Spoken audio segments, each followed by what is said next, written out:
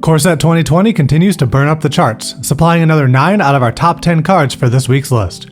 Some familiar faces are here, but their positions have shifted as players are already reacting to the early metagame.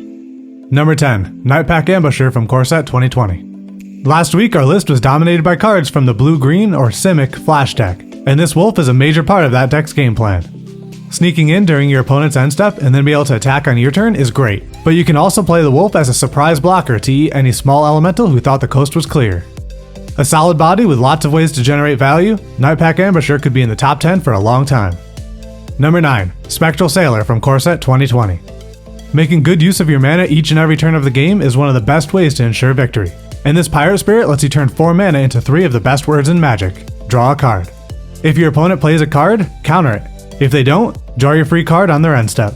Repeat this cycle enough times and you'll bury them in card advantage. And don't forget that as a pirate, this 1-drop lets you play Lookout's Dispersal as a virtual mana leak. Number 8, Shifting Ceratops from Core Set 2020. The Simic Flash deck was everywhere last week, which made many players scramble for their own answer. They found one waiting in Shifting Ceratops, which walks all over the blue half of the deck, and is big enough to trade with Nightpack Ambusher, the deck's only non-blue threat. Ceratops also stomps on the Teferi control decks, and will be a great replacement for Carnage Tyrant once it rotates out of the format later this year. Number 7, Scheming Symmetry from Core Set 2020. MTG Goldfish does a video series called Against the Odds, in which they try to build decks around some of the less traditional strategies in a given format.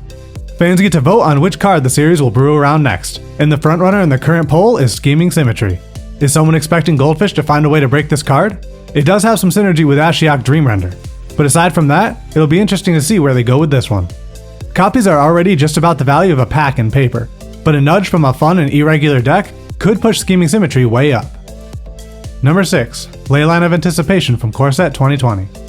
The Leylines are still in an interesting spot, as players try to understand how much the new London Mulligan rule influences your ability to start the game with one of these enchantments in play. They're also popular in non-standard formats like Commander. While having just one copy among your 100 cards means you'll rarely get into play for free, it's still in effect worth putting in your deck. Just check Commander's Quarters and the recent Golos Tireless Pilgrim list. Number 5, Leyline of Sanctity from Core Set 2020. For the last 3 weeks, a new Leyline has appeared in the top 10 every week, and this time the white one makes its debut. A good sideboard card to have on hand when mono-red burn decks are running wild. Leyline of Sanctity hasn't really found a home in Standard yet, but a little speculation paired with experimentation, and the London Mulligan has players picking up their copies. Number 4, Agent of Treachery from Core Set 2020. The Agent remains a powerful, if unusual, answer to Planeswalkers. You can double up its ability with Yarok the Desecrated, cheat it into play with Bond of Revival or Blood for Bones, or use it as the top end of your ramp deck along with Mass Manipulation to turn all your extra mana into stolen goods.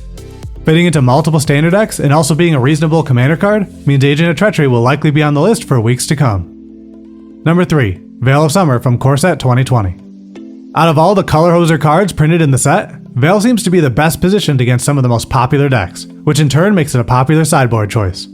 Louis Scott Vargas had 3 copies in the board for his Scapeshift deck, which recently won Magic Fest Denver.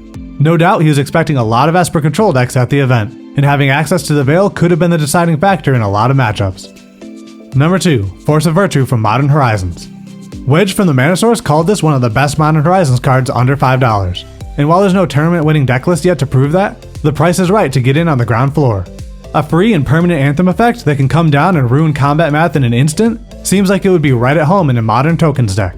Maybe alongside classics like Lingering Souls or Spectral Procession. But if you've got other ideas on how to build around Force of Virtue, let me hear about it in the comments.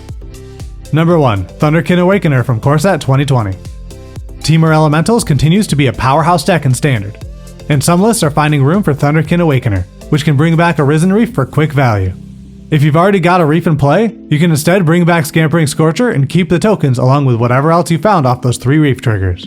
It's not expensive, and a deck doesn't need many copies of it to be effective, but Thunderkin Awakener earns the top spot this week by slotting beautifully into a deck that's already making deep runs in the competitive scene. Will vampires, dinosaurs, or even Planeswalker tribal decks get their chance to shine? Or will we be seeing nothing but Simic Flash and Elementals on this list until Thrones of Eldraine comes out later this year?